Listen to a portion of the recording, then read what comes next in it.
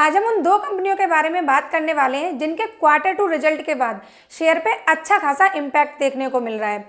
एक कंपनी को लेकर ब्रोकर्स का कहना है कि इसका शेयर 50% ऊपर जा सकता है और दूसरे में बहुत ज़्यादा प्रेशर देखने को मिल सकता है। तो चलो, मैं राखी शर्मा आप सबका स्वागत करती हूँ हमारे इस यूट्यूब चैनल मनी रूट्स पे। इस सेगमेंट में हम स्टॉक मार्केट से रिलेटेड कुछ इंपॉर्टेंट न्यूज़ कवर करेंगे, बट ध्यान रखना जितनी भी बातें बताई जाएंगी वो सिर्फ एजुकेशनल पर्पस से, हमारी तरफ से कोई रिकमेंडेशन नहीं है।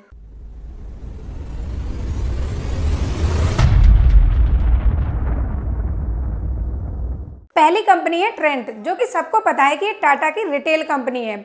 जैसे ही इसने अपने क्वार्टर टू रिजल्ट का अपडेट दिया, वैसे ही इसका शेयर प्राइस 3% नीचे गिर गया और मॉर्गन स्टैनले ने भी इसके टारगेट प्राइस को कट कर दिया है। वैसे तो सितंबर क्वार्टर में इसका रेवेन्यू 17% से बढ़ के 5002 करोड़ आया है, लेकिन फिर क्या दिक्कत हो गई, इसका शेयर 3% से फिर क्यों गिरा? भाई, आप इसे ऐसे देखो कि जहां लास्ट 5-6 क्वार्टर पहले इसकी रिवेन्यू ग्रोथ 50 से 60% हुआ करती थी, वो अब 17-18% पे रह गई है। तो आप खुद बताओ कि इस कंपनी को जो वैल्यूएशन पहले मिलती थी, क्या अब मिलेगी? पर एनालिस्ट ये नहीं कह रहे कि ये कंपनी बर्बाद होने जा रही है। भाई, हो सकता है कि थोड़े टाइम के लिए मामला डमाडोल हो, लेकिन बाद में ये अपनी ग्लोरी वापस से हासिल कर ले। मैं ऐसा क्यों कह रही हूँ? क्योंकि अभी इसी क्वार्टर में कंपनी ने 53 नए स्टोर्स ओपन किए हैं, जिसमें से 13 वेस्ट साइड और 40 जूडियो के टोटल स्टोर्स 1100 से ज़्यादा हो गए हैं।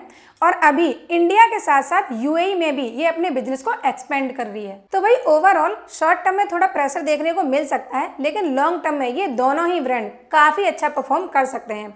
अभी ट्रेंड का शेयर 4600 के आसपास चल रहा है। अब बात करते हैं दूसरी कंपनी के बारे में, कल्याण ज्वेलर्स, जिसपे आईसीआईसीआई सिक्योरिटी ने एड की रेटिंग को बढ़ा करके बाई की रेटिंग दी है 670 के टारगेट प्राइस के साथ। मतलब यहां से 50% का अपसाइड पोटेंशियल है। पर ऐसा कह क्यों रहे हैं? क्योंकि पिछले साल ऑलरेडी कल्याण ज्वेलर्स का शेयर 35% करेक्ट हो चुका है। दूसरा, सितंबर क्वार्टर में इसकी रेवेन्यू ग्रोथ 30% होने की उम्मीद है। इसके अलावा आपको पता ही है कि अभी फेस्टिव और वेडिंग सीजन आने वाला है, तो डिमांड और भी स्ट्रॉन्ग रहेगी। तो वही आईसीआईसीआई सिक्योरिटी को उम्मीद है कि कल्याण ज्वेलर्स अपने फोको मॉडल के थ्रू एग्रेसिवली एक्सपेंड करेगा। अब ये फोको क्या है? फो मतलब फ्रेंचाइजी ओन, को मतलब कंपनी ऑपरेटेड। इसके अलावा ऑनलाइन प्लेटफॉर्म में भी अच्छी ग्रोथ देखने को मिल रही है। और पता है, कंपनी अपने डेट को 350 से 400 करोड़ तक कम करने का प्लान कर रही है। इससे बैलेंस शीट और भी मजबूत होगी।